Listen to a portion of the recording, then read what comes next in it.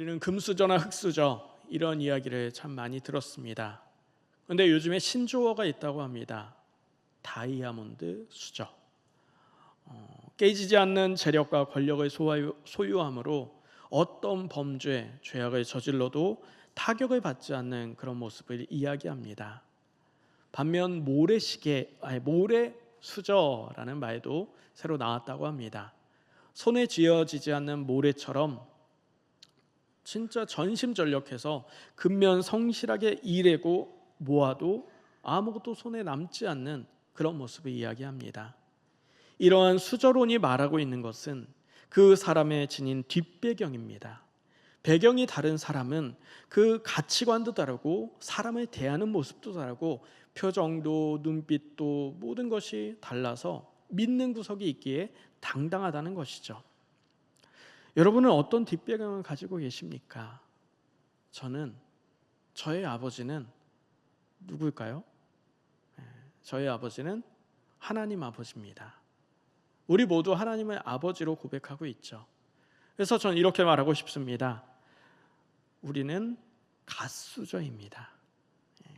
갓수저라고 하니까 또 못 알아들으실 수 있어서 GOD에서 하나님, 갓, 신, 그러니까 하나님 수저가 우리라는 겁니다.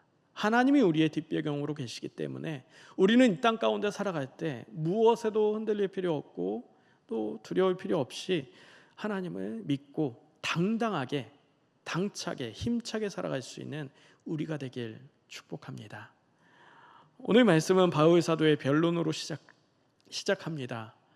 바울 사도는 그를 향한 고소를 향해 한 가지 변론을 하는데, 먼저 11절부터 13절에는 소요를 일으켰다고 하는 그 첫 번째 고발에 대해서 차근차근 변론합니다. 그리고 14절부터 16절까지는 나사렛 이단의 괴수라고 했던 그 고발에 대해서 변론을 하고요. 17절부터 19절까지는 성전을 더럽혔다, 이런 고발에 대해서 변론을 합니다. 10절에는 바울 사도가 이런 변론을 하는데 기꺼이 변론하겠다고 이야기를 합니다. 우리가 가진 개역개정 성경에는 기꺼이라고 이야기하기 때문에 그래, 재판이 이루어졌고 당연히 그 변론을 하는 게 옳으니까 기꺼이라고 표현했겠지 생각하겠지만, 이 기꺼이라고 번역된 헬라어 원어를 보면은 에듀모스라는 단어를 사용해서 밝은 마음으로, 기쁨으로라는 표현이 있습니다. 그래서 이를 번역하자면 공동 번역 성경에서는 기쁜 마음으로 제 자신에 대해 사실을 가깝게 해명하겠습니다 라고 번역을 합니다. 바울 사도는 자신을 향한 대제사장, 또 장로들, 그리고 더둘로의 말도 안 되는 고발에 대해서 차근차근 반박을 합니다. 흥분하지 않았으며 두려워하지 않았고 평안하게 자신의 일을 변론을 합니다. 변론의 기회가 주어져서 다행이긴 하지만 바울 사도의 입장을 생각할 때 이건 억울한 누명으로 인한 재판입니다. 아무 애도 아닌 일에 대해서 그들이 문제를 일으켜서 재판이 이루어집니다. 그런 바울 사도가 기꺼이 변론하겠다, 기쁘게 변론하겠다. 무엇이 그렇게 기뻤을까요? 소송전을 해봤던 사람들은 하나같이 그 소송, 그 법정 공방에 대해서 피를 말리는 시간과 같다, 다시는 겪고 싶지 않은 일이다 라고 이야기를 합니다. 그런데 바울 사도는 그러한 일에 대해 기쁨으로 변론합니다. 그 이유가 무엇인가? 그의 변론은 평안하다 못해 기뻤다. 그와 같은 이유는 이 변론의 시간이 바로 하나님의 일을 감당하는 로마를 향하는 연장선상에 있었기 때문입니다. 바울 사도는 지금 하는 이 변론이 하나님의 일이었기 때문에 기쁨으로 감당하였고, 하나님의 일이었기 때문에 두려움이 없었으며 평안하게, 당당하게, 담대하게 변론하고 있습니다. 여기서 우리에게 있는 두려움에 대해서 생각해 보고자 합니다. 두려움이라는 것은 인간에게 오랫동안 그 삶의 생각의 둘레에 함께 존재했던 그런 존재라고 하면 좀 표현이 이상할지 모르지만 함께 했던 것이 두려움입니다. 그래서 하나님께서는 인간의 습성을 잘 아시고 두려워하지 말라고 성경 가운데 365번이나 두려워하지 말아라 말씀하십니다. 이처럼 우리는 두려워하는 존재입니다. 하나님께서 우리를 그렇게 창조하셨습니다. 결론부터 말씀드리자면 이 두려운 마음을 갖는 것은 나쁜 것이 아닙니다. 이에 대해 믿음이 없다고 100% 단정할 수도 없습니다. 어린아이가 한 돌, 두 돌이 되고 나면 이제는 자아의식이 생기고 어느 정도 사람의 모습을 갖춥니다. 그리고 그때부터 낯가림이 시작되는데 이 낯가림 역시도 두려움에 대한 표현이겠죠. 그런데 이러한 낯가림을 통해 자신을 보호하는 수단이 된다는 겁니다. 겁이 없다는 것은 담대하다, 용감하다 표현될 수 있겠지만 반대로 뒤집어서 표현하자면 조심성이 없다, 무모하다라고 표현할 수도 있습니다. 프랑스의 물리학자 마리 퀴리라는 분은 방사능을 연구해서 라듐이라는 그 물질을 발견해냅니다. 그래서 노벨 물리학상도 받고 노벨 화학상도 타게 됩니다. 그리고 이런 명언을 남깁니다. 지금은 좀 더 이해를 많이 해야 할 시간입니다. 그래야만 우리는 좀 덜 두려울 것입니다. 한 번에 잘 이해가 안 되죠? 쉽게 말하면 이해하고 있으면 두려울 게 없다라는 말입니다.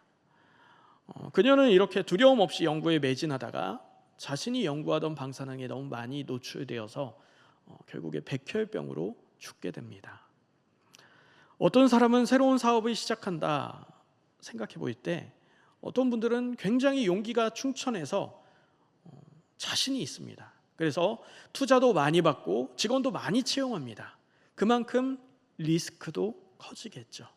반면 어떤 사람들은 이 사업을 시작했을 때 망하면 어떡하지? 이런 두려움을 갖고 어떤 경우에는 사업을 아예 시작 안 할 수도 있고 사업을 시작한다 해도 내가 망할 수도 있다라는 그 두려움을 갖고 최대한 많은 기회를 상정해서 이렇게 했을 때 저렇게 했을 때 어떤 결과가 있을까 고민하고 노력해서 문제를 최대한 준비하여서 문제가 발생해도 기꺼이 그것을 해결할 수 있도록 리스크가 적어지도록 준비하곤 합니다.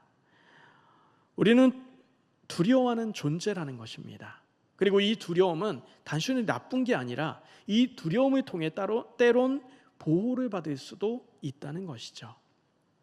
문제는 이런 두려움이 문제가 될 때는 바로 두려움이 너무 커져서 그 두려움에 사로잡힐 때입니다. 두려움에 매몰될 때 우리에게 문제가 생긴다는 겁니다. 우리 주변에 두려움에 사로잡혀서 그 두려움의 노예로 살아가는 이들을 종종 보게 됩니다.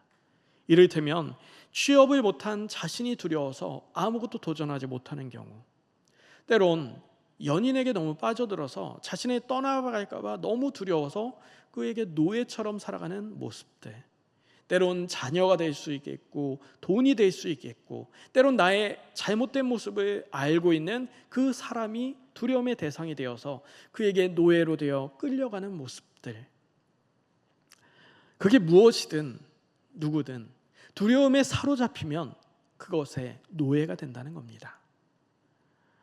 바울은 인생의 가장 고난이 가득한 시기임에도 두려움에 사로잡히지 않았습니다. 바울은 이런 상황 속에 이렇게 두려움에 사로잡히지 않은 모습을 통해 오늘 우리는 두려움의 노예가 되지 않는 그 방법을 알아가고자 합니다. 첫째로 바울 사도는 사도행전 23장 1절에 나는 범사의 양심을 따라 하나님을 섬겼노라. 또한 오늘 본문 16절에는 나도 하나님과 사람에 대하여 항상 양심에 거리낄 것이 없기를 힘쓰나이다. 이처럼 바울 사도는 선한 양심을 따라 살았다고 합니다. 위선자가 아니고서야 스스로 자신에 대해서 나 양심적으로 살았다 이렇게 말하기는 쉽지 않습니다. 그만큼 바울 사도는 죄에 있어서 자유로웠다는 겁니다. 한 가지 질문을 해보겠습니다. 당신은 어디까지 죄를 지어보지 않았습니까? 당신은 아무도 없는 곳에서 얼만큼 양심을 따라 행하였습니까? 쓰레기를 버리는 나의 저희 집에 원칙이 한 가지 있습니다. 그것은 분리배출을 할 때 페트병에 있는 그 비닐, 그것을 최대한 다 벗겨서 잘 구겨서 분리배출을 하는 겁니다. 이렇게 분리배출을 하는 이유는 비록 나에게는 한 번 이렇게 베껴서 하는 일이지만 만약에 이걸 안 했을 경우에 분리배출하는 곳에서 이거를 감당할 사람은 수도 없이 이걸 베끼고 있을 것이다 생각해서 나라도 이렇게 해야지 하는 마음이고, 또 한 가지는 지구를 사랑하는 마음 가운데 이렇게 분리배출하는 게 지구 환경에 조금이나마 도움이 되겠지 하는 마음을 갖고 분리배출에 최선을 다해 노력을 합니다. 신학생 때 동기들과 잔머리를 써서 서울신대 거기 보면 주차 게이트가 있는데 어떻게 하면 주차비를 내지 않고 이곳을 빠져나갈 수 있을까 의논을 한 적이 있습니다. 공교롭게 아내도 그 자리에 함께 있었습니다. 그래서 돌아오는 길에 옆에 타 있던, 그때 당시엔 여자친구였고 지금은 아내가 되었는데, 아내가 이런 얘기를 하더라고요. 신학생들의 고민이 이런 것인가요? 그래서 아내 입장에서는 신학생들이 고민하는 건 적어도 하나님의 말씀을 고민하고 또 영혼 사랑을 위해 고민할 것 같았는데 주차비를 어떻게 하면 안 낼까, 이런 고민을 하니까 그 이야기를 한 겁니다. 그 순간 평소에 아내를 향해 헌금 생활은 이렇게 해야 되고 또 예배 생활, 또 기도 생활을 이렇게 해야 된다고 아주 당당하게 훈계했던 제 모습이 떠오르면서 굉장히 부끄러워졌었습니다. 이런 일상의 작은 부분에서 죄를 고민하고 짓지 않으려는 노력이 그 사람의 삶과 인생이 되어간다는 겁니다.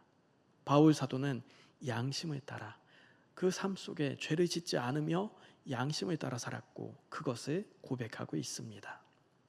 둘째로 바울 사도는 하나님을 향한 신뢰, 곧 믿음이 굳건했다는 겁니다. 내가 달려갈 길과 주 예수께 받은 사명, 곧 하나님의 은혜의 복음을 증언하는 일을 마치려 하면은 나의 생명조차 조금도 귀한 것으로 여기지 아니하노라. 생명조차 귀한 것으로 여기지 않았던 바울 사도의 고백입니다. 그렇습니다. 그리스도인에게 죽음이라는 것은 저주가 아닙니다. 죽음은 생명의 꽃이며 하나님과의 연합의 절정이라고도 표현해야 합니다. 바울 사도는 그와 같은 고백 가운데 믿음으로 살았기 때문에 담대할 수 있었습니다. 셋째로 바울 사도는 이미 많은 고난과 환난을 겪은 후 그 고난과 환난 속에 인내의 경험이 있었고 그 인내의 경험이 그를 담대하게 단련했다고 고백합니다. 로마서 5장 3절부터 5절에 다만 이뿐 아니라 우리가 환난 중에도 즐거워하나니 이는 환난은 인내를, 인내는 연단을, 연단은 소망을 이루는 줄 알미로다. 표준 세번역 성경으로 보면 환난은 인내력을 낳고 인내력은 단련된 인격을 낳고 단련된 인격은 희망을 낳는 줄 알고 있기 때문이라고 합니다. 그 바울 사도의 사역 가운데 여러 환난과 고난이 찾아왔고 그것을 부딪혔고 이겨내는 과정을 통해서 바울 사도는 인내를 통해 환난을 통해 연단받았다 고백하고 있습니다. 그만큼 성장해 갔던 바울 사도의 삶입니다. 그리고 이러한 환난을 통해 더욱 믿음 가운데 세워졌으며 고린도후서 4장 8절부터 10절 가운데는 우리가 사방으로 우겨쌈을 당하여도 쌓이지 아니하며 답답한 일을 당하여도 낙심하지 아니하며 박해를 받아도 버림받지 아니하며 거꾸로 트림을 당하여도 망하지 아니하고 우리가 항상 예수의 죽음을 몸에 짊어줌은 예수의 생명이 또한 우리 몸에 나타나게 하려 합니다. 바울은 믿음 안에 큰 존재가 되었기 때문에 무엇에도 둘러싸움을 당하지 아니하였고 낙심치 않았고 망하지 않는다 담대하게 고백하고 있습니다. 이처럼 두려움을 이기는 것은 하나님과 함께하는 고난과 환난, 그것을 이겨낸 과정, 그것을 경험한 믿음의 연단이라는 겁니다. 저에게는 새로운 사역지 그리고 새로운 사람을 만나는 것에 대한 두려움이 있습니다. 굉장히 소심한 A형이라 그런지 몰라도 제 천성 자체가 무언가 새로운 일을 도전하고 또 새로운 곳에 적응하고 이것에 대해서 기본적으로 좀 두려워하는 마음을 갖고 있다는 겁니다. 그런데 그런 저를 하나님이 쓰시려 하니까 저를 이곳저곳으로 이끄시는데 목회 사역을 하지 못할 정도로 내몰아치셔서 결국에 눈물을 흘리며 이곳으로 저곳으로 한 걸음 한 걸음 나아갔습니다. 그랬더니 예전에는 더 이게 두려움이었는데 지금에 와서는 하나님이 어디로 보내시던 비록 아직까지 아골골짝이라든가 사망의 음침한 그렇게까지 담대히 고백하진 못하지만 그래도 하나님이 보내시는 곳에 기쁨으로 나아갈 수 있도록 성장해가는 것을 경험했습니다. 하나님께서 만들어 놓으신 계획에 내 자신을 던지는 경험, 하나님과 함께 그 어려움을 이겨낸 경험, 그 믿음의 연단과 그 과정이 바로 두려움을 능히 이겨낼 수 있는, 믿음이 더욱 견고해지고 담대해져서 믿음으로 승리할 수 있는 그 길이라는 것입니다. 네 번째로 바울 사도가 고백하는 것은 가치관의 변화입니다. 하나님을 믿어도 개인이 지닌 고유 특성, 천성은 쉽게 바뀌지 않습니다. 단지 그것을 다듬어 갈 뿐입니다. 가치관이 변하지 않는다? 삶이 믿음 갖기 전, 믿음 가진 후 전혀 변화가 없다? 그것은 믿지 않는 것입니다. 믿으면 변할 수밖에 없습니다. 바울 사도의 가치관의 변화는 이러했습니다. 빌립보서 3장 8절에 또한 모든 것을 해로 여김은 내 주 그리스도 예수를 아는 지식이 가장 고상하기 때문이라 내가 그를 위하여 모든 것을 잃어버리고 배설물로 여김은, 그가 가졌던, 그가 누렸던 모든 것이 예수님을 믿은 뒤에는 배설물과 같이 여겨졌습니다. 자신의 신분, 신념, 성격, 가치관이 180도 바뀌어간 바울 사도의 모습입니다. 고린도전서 9장 19절에는 내가 모든 사람에게 자유로우나 스스로 모든 사람의 종이 된 것은 더 많은 사람을 얻고자 함이라. 교만했던 모습에서 종이 되는 겸손한 모습으로 바뀌었던 바울 사도의 모습입니다. 사도행전 16장 25절에 한밤중에 바울과 실라가 기도하고 하나님을 찬송하며 죄수들이 듣더라. 사람들, 믿는 사람들을 옥에 가두기 위해 혈안이 되었던 바울 사도가 이제는 스스로 옥에 갇히었고 그 옥에 갇힌 가운데도 하나님을 찬양했던 모습으로 바뀌어 갔습니다. 빌립보서 4장 4절에 주 안에서 항상 기뻐하라. 내가 다시 말하노니 기뻐하라. 자신의 신념과 맞지 않고 신앙관과 맞지 않는다 했을 때 그를 향해 분을 품고 죽는 것이 마땅하다 생각했던 이 바울 사도가 이제는 사람을 향해 기뻐하라 권하고 있습니다. 그 가치관에 180도 바뀐 바울 사도의 모습은 성경의 수없이 많은 곳에서 등장하고 있습니다. 반면 벨릭스는 사도행전 24장 26절에 또 바울에게서 돈을 받을까 바라는 거로 더 자주 불러 같이 이야기하더라. 은근히 바울에게 돈을 원하는 그 모습, 바울이 목숨 걸고 변화하는 그 신념, 그 가치관은 벨릭스에겐 전혀 무방했고 관심도 없었고 가치도 없었습니다. 부자나 가난한 자나 하루 24시간 살아가고 하루 세 끼 먹고 밤이 되면 자고 낮이 되면 일어나고 일하고 살아가는 것 동일합니다. 조금의 차이가 있다면 조금 더 좋은 차, 좋은 집, 조금 비싼 음식 뭐 이런 것을 먹는 것이겠죠. 하지만 산의 진미가 앞에 차려져 있다 하더라도 때론 사랑하는 아내가 끓여주는 된장찌개가 더 맛있는 것이 우리네 인생이 아닌가 생각을 합니다. 돈으로 향락을 누리려 하니 욕심이 끝이 없이 확장되어지는 것입니다. 서울대를 졸업해 이후 광원 사업을 창업하고 현재까지 회장으로 경영하고 있는 이수영 회장님은 카이스트에 766억을 기부했습니다. 그런데 그녀가 입는 옷은 홈쇼핑에서 살 수 있는 그런 10,000원짜리 되는 옷이고, 그녀가 찾던 진주 목걸이는 가짜였습니다. 766억을 기부하는 분이 10,000원짜리 옷을 입고 가짜 진주 목걸이를 찬다. 이에 대해서 기자가 질문을 합니다. 회장님은 명품을 충분히 가질 수 있는데 왜 명품을 갖지 않으십니까? 이렇게 질문했을 때 이 회장은, 저는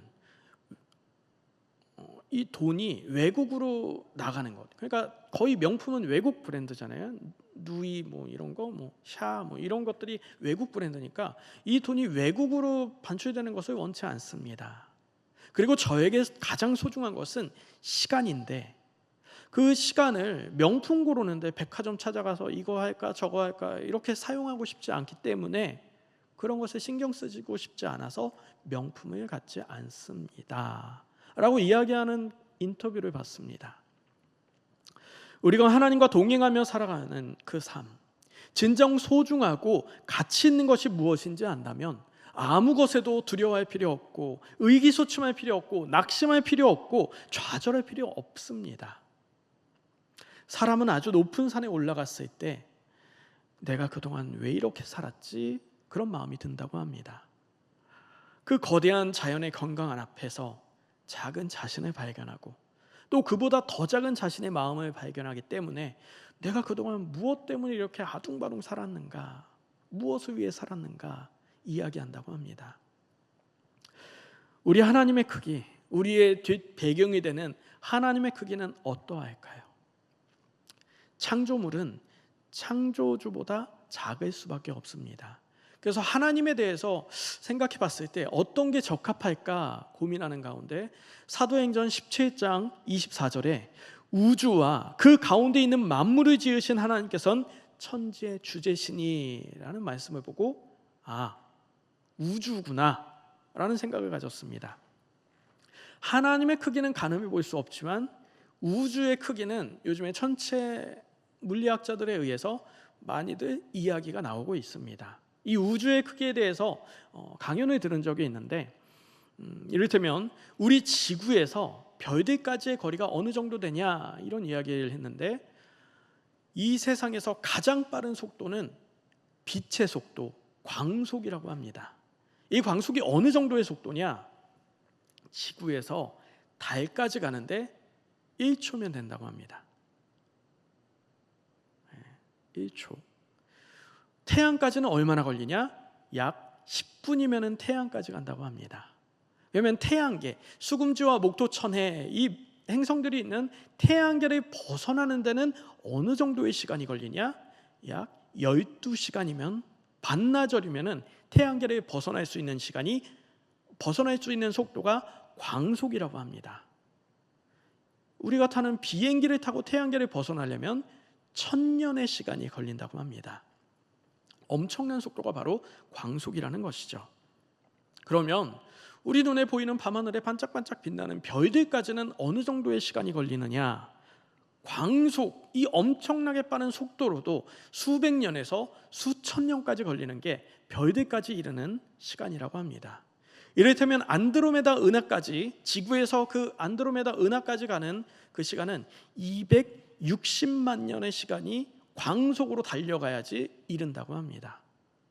그 자체로도 엄청나지만 또 이게 시간, 거리만 이야기하니까 이해가 안 될 것 같아서, 그럼 개수, 그러니까 숫자로 한번 생각해 보고자 해서 찾아봤습니다.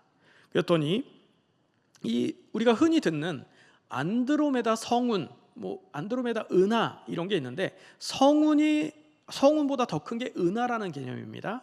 그런데 안드로메다 성운은 약 4천억 개의 1000억 개의 별이 모여서 안드로메다 성운이 되는 것이고, 이게 별이 더 많아져서 4천억 개가 돼야지 안드로메다 은하가 된다고 합니다. 1000억 개, 4천억 개. 그리고 이 우주 속에는 이런 은하가 1000억 개 정도, 그러니까 4천억 개 되는 별이 되는 그 은하가 1000억 개 정도 있고, 그 1000억 개 되는 그 1000억 곱하기 1000억, 그 수없이 많은 별들이 있는 게 바로 이 우주라는 겁니다. 하나님이 지으신 우주는 이와 같이 광대하고 엄청난 크기입니다. 우리의 사고와 우리의 개념으로는 상상조차 하기 어려운 게 우주라는 것이죠. 그러한 광대한 우주를 바라보게 되면 우리 마음에 어떤 마음이 되겠습니까? 그 위대하고 광대한 하나님을 바라보기 원합니다. 그 크신 가치 앞에 무엇도 놀랄 일도 없고 두려워할 일도 없습니다.